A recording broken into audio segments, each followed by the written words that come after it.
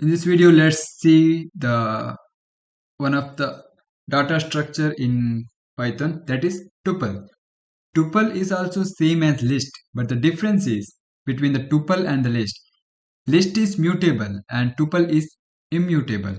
Means if once the tuple is defined, you can't change the value within the tuple without changing its memory position.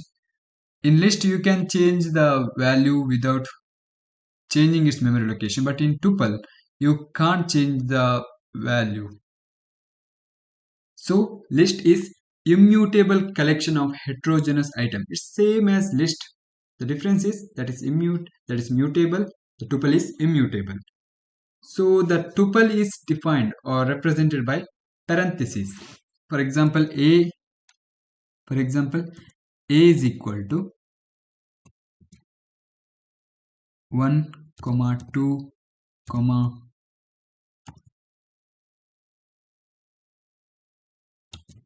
Ankit,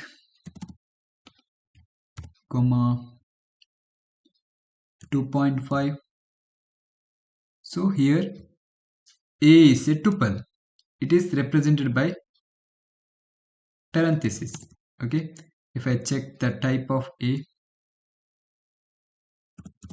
type a, it will print tuple.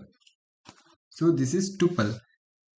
Python will recognize tuple by parentheses. Anything within the series of element within a parenthesis assigned to value, that is considered as a tuple. So tuple is a immutable collection of heterogeneous items, but it's not mutable as list. Other than that, it's same as a list. It represented within the bracket. Okay. Then as it is immutable, we can't remove element from the tuple. So we can count the value. We can access the value from the tuple. For example, if I want to access 0 first element, I have to write like 0. Then I got a. If I want second, I have to give the index. Then I will get the second, means 0, 1, second index number. So this is about a tuple.